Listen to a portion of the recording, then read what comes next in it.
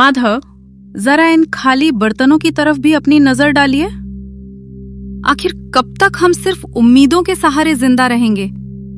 पूरे गांव में हमारी ही ऐसी बदकिस्मत चौखट है जहां महीने के 15 दिन चूल्हा सिर्फ राख उगलने के लिए जलता है। पड़ोस की स्त्रियां नए कपड़ों और गहनों की बातें करती हैं और मैं यहाँ सिर्फ 2 वक्त की रोटी के लिए तरसती रहती हूँ। भाग्यवान, तुम जानती हो कि मैं मेहनत करने में कोई कसर नहीं छोड़ता। सुबह सूरज निकलने से पहले जंगल जाता हूँ और शाम ढले भारी बोझ उठाकर लौटता हूँ। लकड़ी काटना ही मेरा पुरखों का हुनर है और इसी से हमारा गुजारा चलता है। वक्त बुरा है मैं मानता हूँ, पर मेहनत का फल कभी ना कभी तो मिलता ही है। तुम चिंता मत करो, मैं आज जंगल के उस हिस्से में जाऊंगा जहां की लकड़ियां शहर के बाजार में ऊंचे दामों पर बिकती हैं। बस तुम थोड़ा धैर्य रखो, भगवान सब ठीक कर देगा। धैर्य? पिछले 10 सालों से मैं धैर्य का ही घूंट पीकर जी रही हूं माधव। आपकी ये बातें अब मुझे दिलासा नहीं बल्कि जख्म देती हैं। लकड़ी काटने के अलावा भी दुनिया में बहुत से काम हैं। आप किसी जमींदार के यहाँ मजदूर क्यों नहीं बन जाते, या फिर शहर जाकर कोई ढंग की नौकरी क्यों नहीं ढूंढते? लकड़ी काटकर आप सिर्फ अपना कंधा तोड़ रहे हैं, गरीब ही नहीं। मैं अब इस भूख को बर्दाश्त नहीं कर सकती। मुझे बस इतना चाहिए कि कम से कम हम दोनों रात को चैन की नींद सो सके, बिना इस डर के कि कल सुबह क्या खाएंगे। ठीक है भाग्यवान, अगर तुम्हें लगता है कि मेरी मेहनत काफी नहीं है तो मैं आज से ही दूसरे काम की तलाश शुरू कर दूंगा। मैं लकड़ियां काटने के साथ साथ गांव के जमींदार से भी बात करूंगा कि क्या उनके पास मेरे लिए कोई और काम है। मैं नहीं चाहता कि तुम्हारी आंखों में कभी भी दुखों के बादल छाएं। मैं वादा करता हूं कि मैं हार नहीं मानूंगा। बस आज का दिन किसी तरह काट लो। शाम को जब मैं लौटूंगा तो शायद कोई अच्छी खबर लेकर आऊं। अब मुस्कुरा दो, तुम्हारी मुस्कान ही मेरी असली पूंजी है। तभी अचानक दरवाजे पर हल्की सी दस्तक हुई। केशव उठा और बाहर गया।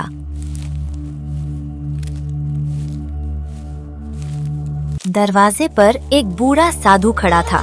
चेहरा शांत, आंखें तेजस्वी, लेकिन शरीर बेहद कमजोर। बेटा, क्या इस प्यासे राही को थोड़ा सा शीतल जल मिल सकता है? मैं मीलों का सफर तय करके आ रहा हूं और अब मेरी देह मेरा साथ नहीं दे रही। कंठ सूख गया है और पैरों में छाले पड़ गए हैं। अगर तुम्हारे पास थोड़ा सा अन्न भी हो तो इस बूढ़े को दान कर दो। मुझे किसी राजसी भोग की इच्छा नहीं है, बस एक निवाला मिल जाए ताकि मैं अपनी यात्रा जारी रख सकूं। ईश्वर तुम्हारी सेवा को स्वीकार करेगा और तुम्हारे घर के भंडार हमेशा भरे रहेंगे। प्रणाम महात्मा जी, आपका मेरे द्वार पर आना मेरा सौभाग्य है, लेकिन मैं आपको किस मुंह से बताऊं कि मेरे पास आपको खिलाने के लिए एक दाना भी नहीं है। हम खुद पिछले कल से भूखे हैं। मेरी कुटिया में केवल खाली बर्तन और गरीबी का डेरा है। लेकिन हाँ, मैं आपको प्यासा नहीं जाने दूंगा। मैं अभी अंदर से ठंडा जल लेकर आता हूं। भोजन ना दे पाने का मुझे बहुत दुख है, कृपया मुझे क्षमा कर दीजिएगा। पुत्र, दुखी मत हो। दान देने के लिए धन की नहीं, मन की जरूरत होती है। तुम्हारी आंखों में जो करुणा है वो किसी भी 56 भोग से कहीं अधिक तृप्ति देने वाली है। तुम जल ले आओ, वही मेरे लिए अमृत के समान होगा। इंसान की असलियत उसके अभाव में ही पता चलती है और तुमने अभाव में होकर भी अतिथि सत्कार का धर्म निभाया है। जाओ बेटा, जल ले आओ। मैं यहीं तुम्हारी प्रतीक्षा कर रहा हूं। तुम्हारी सादगी ने मेरा मन जीत लिया है। माधव ने जैसे ही योगी को जल पिलाया, योगी का चेहरा चमक उठा। उन्होंने प्रसन्न होकर माधव को आशीर्वाद दिया। माधव, तुम्हारी सेवा भावना से मैं अत्यंत प्रसन्न हूं। मैं तुम्हें 3 ऐसे वरदान देता हूं जो साधारण मनुष्यों की पहुंच से बाहर है। तुम जो भी मांगोगे वो सच हो जाएगा। अपनी पहली इच्छा बताओ पुत्र, लेकिन याद रहे, वरदान का उपयोग सोच समझ करना। धन, वैभव, आयु या शक्ति, तुम कुछ भी मांग सकते हो। बोलो, तुम्हारी पहली अभिलाषा क्या है? महात्मा जी, आपने मुझे बड़ी परीक्षा में डाल दिया। वैसे तो मुझे बहुत कुछ चाहिए, पर मैं अपनी बुद्धि का प्रयोग करना चाहता हूं। मेरा पहला वरदान यह है कि मेरी ये कुल्हाड़ी, जिसे मैं अपनी जान से ज्यादा चाहता हूं, जो भी इसे हाथ लगाए वो मेरी आज्ञा के बिना इसे छोड़ ना पाए, और अगर वो इसे चलाना शुरू करें तो जब तक मैं रुकने को ना कहूं वो रुक ना सके। क्या आप मुझे ऐसा विचित्र वरदान दे सकते हैं? मुझे लगता है कि ये मेरे बहुत काम आएगी। अजीब मांग है, पर वचन के अनुसार तथास्तु। तुम्हारी कुल्हाड़ी अब तुम्हारी आज्ञा की गुलाम है। अब बिना समय गवाए अपनी दूसरी इच्छा प्रकट करो। याद रखना, तुम्हारे पास केवल 2 और मौके बचे हैं। क्या तुम्हें सोने की खदानें चाहिए या फिर कोई ऐसा महल जो बादलों को छूता हो? संसार की हर सुख सुविधा तुम्हारे कदमों में हो सकती है। बस एक बार अपने मन की बात कहो और चमत्कार देखो। महाराज, दूसरी इच्छा के लिए मैं इस पुरानी लकड़ी की कुर्सी को चुनता हूं। मैं चाहता हूं कि जो कोई भी इस कुर्सी पर एक बार बैठ जाए वो मेरी अनुमति के बिना यहां से हिल तक ना सके। वो इस कुर्सी से ऐसा चिपक जाए जैसे पत्थर पर लकीर। चाहे कोई कितना भी बलवान क्यों ना हो, मेरी मर्जी के बिना उसका उठना नामुमकिन हो जाए। बस यही मेरी दूसरी विनती है। मुझे विश्वास है कि आप मेरी इस इच्छा को भी पूरा करेंगे। तुम्हारी सोच किसी आम आदमी जैसी नहीं है माधव। ये वरदान भी तुम्हें दिया। अब आखिरी और तीसरी इच्छा की बारी है। सोच लो, क्या तुम अपनी गरीबी हमेशा के लिए खत्म नहीं करना चाहोगे? क्या तुम्हें अपने लिए लंबी आयु यानी रोगी काया नहीं चाहिए? ये अंतिम अवसर है। इसके बाद मैं अदृश्य हो जाऊंगा और फिर कभी नहीं मिलूंगा। अपनी तीसरी इच्छा मांगो और अपने भाग्य का फैसला खुद करो। महात्मा जी, तीसरी इच्छा के रूप में मैं चाहता हूं कि मेरा ये जो चमड़े का पुराना थैला है, इसके भीतर मैं जो कुछ भी डाल दूं, चाहे वह कोई वस्तु हो, सोना हो या कोई जीवित प्राणी, उसे मेरे अलावा कोई और बाहर ना निकाल सके। वो उस थैले की गहराई में तब तक कैद रहे जब तक मैं खुद उसे आजाद ना करूं। यही मेरी अंतिम मांग है।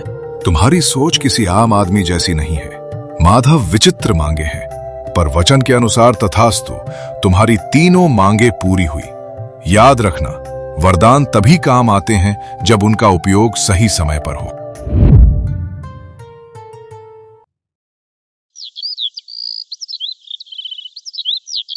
साधु बाबा के जाते ही भाग्यवान, जो अब तक चुपचाप सब सुन रही थी, ज्वालामुखी की तरह फट पड़ी। उसे लगा कि माधव ने अपनी मूर्खता से सुनहरे भविष्य की बलि दे दी है। वाह माधव, क्या गजब की बुद्धिमानी दिखाई है आपने। साक्षात देवता आपके द्वार पर आकर कह रहे थे कि धन मांग लो, सुख मांग लो, पर आपने क्या मांगा? कुल्हाड़ी, कुर्सी और थैला। क्या इन बेजान चीजों से मेरा पेट भरेगा? क्या इन वरदानों से हमारे सिर की छत पक्की हो जाएगी? मैं यहाँ दाने दाने को तरस रही हूँ और आपने फालतू वरदान मांग लिया। आज आपने साबित कर दिया कि आप कभी तरक्की नहीं कर सकते।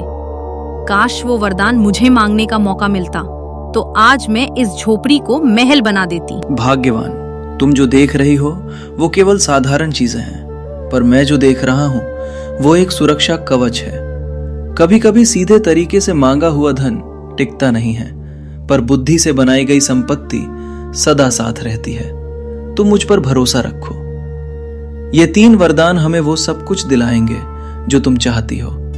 मैंने जो मांगा है उसके पीछे गहरा रहस्य है, जो वक्त आने पर तुम्हें समझ आ जाएगा। फिलहाल शांत हो जाओ, क्योंकि आने वाला समय बहुत बड़ी चुनौतियां लेकर आने वाला है। पत्नी के तानों से आहत होकर माधव अपनी पुरानी कुल्हाड़ी कंधे पर रखकर चंदनपुर के सबसे घने और डरावने जंगल की ओर निकल पड़ा। दोपहर की तपती धूप पेड़ों की घनी छांव को चीरने की कोशिश कर रही थी। माधव एक पुराने बरगद के पेड़ के नीचे बैठ गया। उसका मन अशांत था और पेट में भूख की आग जल रही थी। उसे लग रहा था कि शायद उसने सच में वरदान मांगने में गलती कर दी। हे भगवान, क्या मेरी किस्मत में हमेशा ठोकरे खाना ही लिखा है? भाग्यवान सही कह रही थी। अगर मैं उस महात्मा से सोने की मोहरें मांग लेता तो कम से कम आज मुझे इस तरह भटकना तो नहीं पड़ता। पेट में अन्न का दाना ही नहीं, जंगल में भी अब सूखी लकड़ियां मिलना मुश्किल हो गया है। ऐसा लगता है जैसे ये पेड़ भी मेरी गरीबी का मजाक उड़ा रहे हैं। समझ नहीं आता कि मैं घर वापस किस मुंह से जाऊंगा। वहां तो सिर्फ खाली बर्तन और पत्नी की शिकायतें मेरा इंतजार कर रही हैं। तभी झाड़ियों के पीछे से एक विचित्र बूढ़ा व्यक्ति बाहर निकला और चेहरे पर एक अजीब सी कुटिल मुस्कान थी। वो धीरे धीरे माधव की ओर बढ़ने लगा। माधव ने गौर किया कि उस बूढ़े के चलने की आवाज सामान्य नहीं थी। जब उसने नीचे देखा तो उसके होश उड़ गए। उस बूढ़े के पैर इंसानों जैसे नहीं बल्कि बकरियों के खुरों जैसे थे। अरे ओ नौजवान, इतना उदास होकर इस वीराने में क्यों बैठे हो? तुम्हारी आहें तो इस जंगल के पत्तों को भी सुखा रही हैं। क्या बात है? क्या तुम्हारी पत्नी ने तुम्हें घर से निकाल दिया है, या फिर ये गरीबी का भूत तुम्हारा पीछा नहीं छोड़ रहा? देखो, मैं इस जंगल का बहुत पुराना निवासी हूँ और मैं लोगों के दुख भांप लेता हूँ। तुम्हारी हालत देखकर मुझे तुम पर दया आ रही है। अगर तुम चाहो तो मैं तुम्हारी सारी दरिद्रता एक पल में दूर कर सकता हूँ। बस तुम्हें मेरी एक छोटी सी शर्त माननी होगी। बोलो, क्या तुम अपनी किस्मत बदलना चाहते हो? प्रणाम महानुभाव। आप अचानक इस घने जंगल में कहां से आ गए, और आपको कैसे पता चला कि मैं अपनी पत्नी से परेशान होकर यहाँ बैठा हूँ? आपकी बातें सुनकर मुझे थोड़ा अजीब लग रहा है। और ये आपके पैर, आप कोई साधारण मनुष्य तो नहीं लगते। कहीं आप वही मायावी राक्षस तो नहीं जिसकी कहानियां हमारे बुजुर्ग सुनाया करते थे, जो लोगों को लालच देकर उनका सब कुछ छीन लेता है। मुझे आपसे बात करने में डर लग रहा है। फिर भी मेरी जिज्ञासा शांत कीजिए कि आप आखिर रहे कौन और मुझसे क्या चाहते हैं। हाँ, तुम तो बहुत चतुर निकले लकड़हारे। हाँ, तुमने सही पहचाना। मैं इस मायावी साम्राज्य का स्वामी हूं। पर डरो मत, मैं तुम्हें चोट पहुंचाने नहीं बल्कि तुम्हारी झोली भरने आया हूं। देखो, मेरे पास सोने की मोहरों से भरी ये 3 थैलियां हैं। इन्हें ले जाओ और अपनी पत्नी के हर सपने को पूरा करो। अच्छा खाना खाओ, अच्छा पहनो और इस झोपड़ी की जगह महल बना लो। बदले में मुझे बस इतना चाहिए कि आज से ठीक 1 साल बाद तुम्हें मेरे साथ मेरे लोक में चलना होगा और मेरी गुलामी करनी होगी। 1 साल की पूरी आजादी और बेहिसाब दौलत। सोच लो, सौदा बुरा नहीं है। माधव समझ गया था कि ये शैतानी राक्षस उसे अपनी जाल में फंसाना चाहता है, लेकिन घर की गरीबी और भाग्यवान के तानों को याद कर उसका मन डोल गया।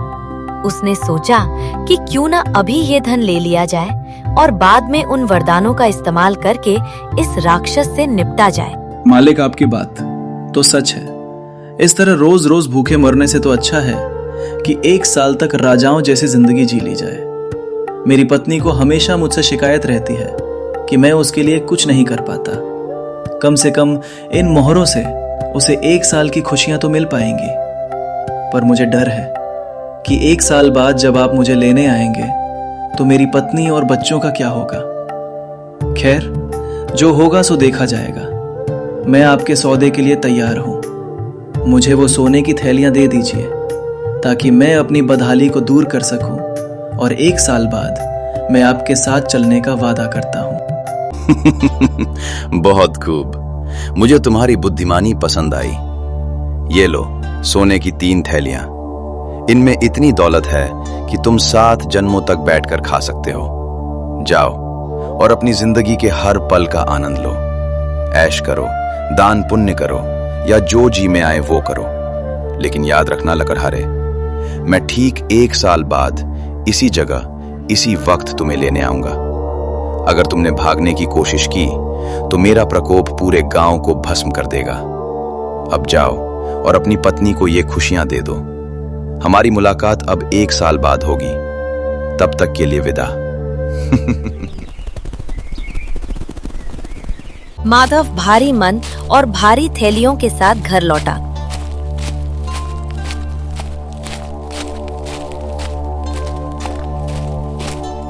उसने रास्ते से ढेर सारी मिठाइयाँ, फल, मछली और नए कपड़े खरीदे। भाग्यवान, ओ भाग्यवान, देखो मैं तुम्हारे लिए क्या लाया हूं। अब तुम्हें कभी भूखा नहीं सोना पड़ेगा और ना ही उन फटे हुए कपड़ों में रहना होगा। देखो, मैं बाजार से तुम्हारे लिए रेशमी वस्त्र और सबसे बढ़िया पकवान लाया हूं। और ये देखो, सोने की मोहरों से भरी थैलियां। अब हम इस पुरानी कुटिया को तोड़कर एक आलीशान मकान बनाएंगे। पूरे चंदनपुर में हमारे जैसा अमीर कोई नहीं होगा। अब मुस्कुराओ और अपनी इस नाराजगी को छोड़ दो, क्योंकि तुम्हारे पति ने तुम्हारी सारी इच्छाएं पूरी करने का रास्ता ढूंढ लिया है। अरे ये सब क्या है माधव? सुबह तो आपके पास एक कौड़ी नहीं थी और अभी दोपहर ढलते ही आप सोने की थैलियां लेकर आ गए। क्या आपने कहीं चोरी की है या किसी का खून किया है? इतने सारे पैसे आपको भला कौन दे सकता है? और ये मिठाइयाँ, ये कपड़े, मेरा तो सिर चकरा रहा है। मुझे सच सच बताइए कि ये धन कहाँ से आया है? कहीं ऐसा ना हो कि इन सुखों के बदले हमें कोई बहुत बड़ी कीमत चुकानी पड़े। मुझे आपकी आंखों में वो खुशी नहीं दिख रही जो इतनी दौलत मिलने पर होनी चाहिए। आप कुछ छुपा रहे हैं ना? भाग्यवान, तुम बहुत सवाल पूछती हो। मैंने कोई चोरी नहीं की है। मुझे जंगल में एक बहुत बड़ा काम मिला है, जिसके लिए मालिक ने मुझे ये पेशगी दी है। उन्होंने कहा है कि मैं 1 साल तक आराम करूं और फिर उनके काम पर लौटूं। बस तुम इतना समझ लो कि अब हमारे अच्छे दिन आ गए हैं। आने वाले 1 साल में हम वो सब करेंगे जो हमने कभी सोचा भी नहीं था। जो भविष्य में होगा उसकी चिंता आज क्यों करना? अभी तो बस इस भोजन का आनंद लो और अपनी खुशियां मनाओ। बाकी सब मुझ पर छोड़ दो। भाग्यवान खुश तो थी, पर उसके मन के किसी कोने में एक अनजाना डर बैठ गया था। समय अपनी गति से चलता रहा। माधव, आज साल का आखिरी दिन है और आप सुबह से पागलों की तरह इस पुरानी कुल्हाड़ी को क्यों खो रहे हैं? हमारे पास अब सोने की कमी नहीं है, फिर भी आप इस फटी पुरानी कुल्हाड़ी और लकड़ी की बेकार कुर्सी को अपनी जान से ज्यादा संभाल कर रखते हैं। मुझे सच सच बताइए, वो मालिक कौन है जिसने आपको इतना धन दिया? और आज वो आपको कहाँ ले जाने वाला है? आपकी चुप्पी मुझे अंदर ही अंदर खाए जा रही है। क्या हम हमेशा के लिए जुदा होने वाले हैं? अगर ऐसा है तो मुझे ये धन दौलत नहीं चाहिए। मुझे बस अपने पति का साथ चाहिए। क्या आप मुझ पर इतना भी भरोसा नहीं करते कि अपनी परेशानी मुझे बता सके? भाग्यवान, तुम व्यर्थ ही घबरा रहे हो। मैंने तुम्हें पहले भी कहा था कि वक्त आने पर सब पता चल जाएगा। आज वो घड़ी आ गई है। जो धन हम पिछले 1 साल से इस्तेमाल कर रहे हैं वो कोई साधारण धन नहीं था। उसे पाने के लिए मैंने अपनी जान का सौदा किया है। लेकिन घबराओ मत, मैंने उस महात्मा से जो 3 वरदान मांगे थे वो आज हमारी रक्षा करेंगे। तुम बस इतना करो कि जब वो अतिथि यहाँ आए तो तुम घर के अंदर रहना और चाहे जो हो जाए बाहर मत आना। आज मैं दिखा दूंगा कि एक साधारण इंसान की बुद्धि बड़े से बड़े मायावी को कैसे परास्त कर सकती है। बस मुझ पर विश्वास रखो और प्रार्थना करो। वो बुरा आदमी अब अपने असली रूप में था, एक भीमकाय राक्षस जिसकी लंबी सींगें थी और आंखों से अंगारे बरस रहे थे। लकड़हारे समय समाप्त हुआ। देखो, मैं अपना वादा निभाने आ गया हूं। तुमने 1 साल तक मेरे धन पर खूब ऐश की, अच्छे पकवान खाए, पर अब भुगतान का समय है। चलो अपनी ये कुल्हाड़ी उठाओ और मेरे पीछे मेरे नरक लोक की ओर चलो। वहां तुम्हें अनंत काल तक मेरी गुलामी करनी होगी। अब देर मत करो, मेरी भूख बढ़ रही है और मुझे इंसानों को तड़पाने में बड़ा मजा आता है। क्या तुम तैयार हो अपने मालिक के साथ चलने के लिए, या फिर मुझे तुम्हें घसीट कर ले जाना पड़ेगा? अपनी पत्नी से विदा ले लो, क्योंकि अब तुम उसे कभी दोबारा नहीं देख पाओगे। प्रणाम मालिक, आप आ गए। मैं तो आपका ही इंतजार कर रहा था। भला मैं अपने वादे से कैसे मुकर सकता हूँ? मैं चलने के लिए बिल्कुल तैयार हूँ। आखिर आपने मुझे 1 साल तक राजाओं वाली जिंदगी जो दी है। लेकिन मालिक, जाने से पहले मेरी एक छोटी सी विनती है। देखिए, मैंने अपने बच्चों के लिए ये ढेर सारी लकड़ियां इकट्ठा की है ताकि मेरे जाने के बाद उन्हें सर्दी ना लगे। बस इतनी सी लकड़ियां काटनी बाकी रह गई हैं। अगर आप महानता दिखाते हुए अपनी दिव्य शक्ति से इन 2-4 कुंदों को फाड़ दें तो मैं चैन से आपके साथ चल सकूंगा। आपके लिए तो ये पल भर का काम है। क्या आप अपने इस सेवक पर इतना सा उपकार करेंगे? तुम इंसान भी कितने भावुक होते हो, जाते जाते भी लकड़ियों की चिंता कर रहे हो। लाओ इधर दो ये खिलौना जैसी कुल्हाड़ी, देखो मैं इसे कैसे एक ही बार में चकनाचूर करता हूं। ये लो और ये लो। अरे ये क्या हो रहा है? ये कुल्हाड़ी मेरे हाथों से चिपक क्यों गई है? मैं इसे छोड़ना चाहता हूं पर यह मेरे हाथों को जकड़ती जा रही है और मेरा शरीर अपने आप वार किए जा रहा है। मैं रुकना चाहता हूं पर मेरे हाथ रुक नहीं रहे। लकड़हारे, ये क्या जादू किया है तूने? मुझे रोक, मैं कह रहा हूं, मुझे अभी के अभी रोक, वरना मैं इस पूरी जगह को तबाह कर दूंगा। अरे मालिक, इतनी जल्दी थक गए? आप तो कह रहे थे कि ये आपके लिए बच्चों का खेल है। काटिए मालिक, अभी तो बहुत सारी लकड़ियां बाकी हैं। आप शायद भूल गए, इस कुल्हाड़ी को जो भी पकड़ता है वो मेरी आज्ञा के बिना इसे छोड़ नहीं सकता, और जब तक मैं ना कहूं वो रुक भी नहीं सकता। अब काटते रहिए लकड़ियां पूरी रात। मुझे तो अब नींद ना रही है, मैं जाकर थोड़ा आराम करता हूं। जब आप थक कर चूर हो जाएं और आपकी हड्डियां जवाब देने लगे, तब मुझे पुकारिएगा। तब तक इस मुफ्त की मजदूरी का आनंद लीजिए। माधव, बेटा माधव, मुझे बचा ले, मैं हार गया। तुम्हारी बुद्धि के आगे मेरी माया फेल हो गई। मेरे हाथ अब फटने वाले हैं, मेरा दम घुट रहा है। कृपया मुझे इस कुल्हाड़ी के चंगुल से आजाद कर दो। मैं कसम खाता हूं कि मैं तुम्हें अभी नहीं ले जाऊंगा। मैं तुम्हें 1 और साल की मोहलत देता हूं और साथ में 3 और सोने की थैलियां भी दूंगा। बस मुझे इस नरक से निकालो। मैं अब एक पल भी ये कुल्हाड़ी नहीं चला सकता।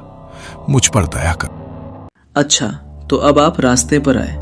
1 साल की मोहलत और 3 थैलियां। नहीं नहीं मालिक, इतना कम तो मेरी मेहनत का हर्जाना भी नहीं है।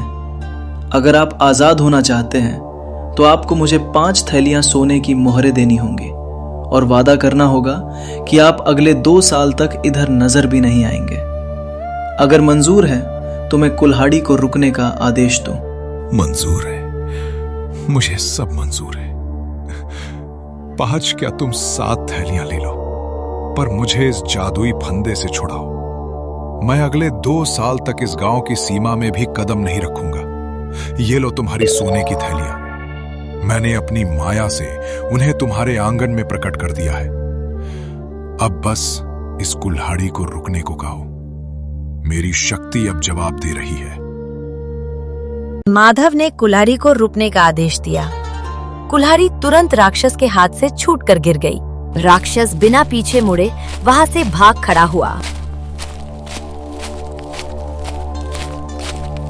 समय का पहिया अपनी गति से चलता रहा और देखते ही देखते 2 साल का लंबा अरसा बीत गया। माधव, आज 2 साल पूरे होने को है।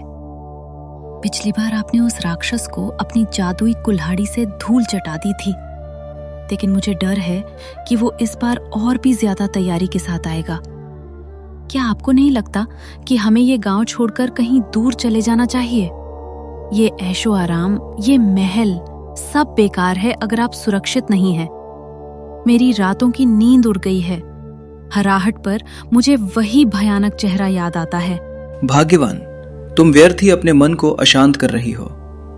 भय शत्रु की सबसे बड़ी शक्ति होती है और मैं उसे यह शक्ति नहीं देना चाहता। मैंने उन महात्मा से जो वरदान मांगे थे वो केवल खिलौने नहीं थे, बल्कि आत्मरक्षा के अचूक अस्त्र थे। आज की शाम हमारे लिए एक नई परीक्षा है और मैं इसके लिए पूरी तरह तैयार हूं। ओ लकड़हारे, बाहर निकल। आज 2 साल पूरे हो गए हैं और तेरा काल द्वार पर खड़ा है। तूने पिछली बार मुझे अपनी उस घटिया कुल्हाड़ी से बेवकूफ बनाया था, लेकिन याद रखना कि एक ही चाल 2 बार काम नहीं आती। इस बार मैं ना तो तेरी किसी चीज को हाथ लगाऊंगा और ना ही तेरी बातों में आऊंगा। अरे मालिक, आप आ गए। मैं तो कब से आपकी प्रतीक्षा कर रहा था। आप तो बाहर ही रुक गए। क्या आप अपने इस पुराने सेवक से इतना डर गए हैं? देखिए, मैं तो जलने के लिए बिल्कुल तैयार खड़ा हूं। पिछली बार जो हुआ उसके लिए मैं आपसे क्षमा चाहता हूं। वो तो बस एक मजाक था। आइए, अंदर आइए। आप इतनी दूर से थके हारे आए होंगे, कम से कम थोड़ा विश्राम तो कर लीजिए। देखिए, मैंने आपके स्वागत के लिए आंगन में अपनी सबसे आरामदायक कुर्सी रखी है। बस 5 मिनट वहां बैठिए। मैं अपनी पत्नी से विदा लेकर और अपना थोड़ा सामान समेटकर तुरंत आपके साथ चलता हूँ। राक्षस माधव की बात सुनकर सोच में पड़ गया। उसे लगा कि माधव शायद हार मान चुका है। उसने चारों तरफ देखा। वहां ना तो कोई कुल्हाड़ी थी और ना ही कोई हथियार। आंगन के बीचों बीच बस एक साधारण सी लकड़ी की कुर्सी रखी थी। अपनी थकान और माधव की विनम्रता को देखते हुए राक्षस ने सोचा कि थोड़ा आराम करने में कोई बुराई नहीं है। लगता है तुझे अब अपनी असलियत समझ आ गई है। अच्छा है कि तूने सरेंडर कर दिया, वरना मैं आज बहुत गुस्से में था।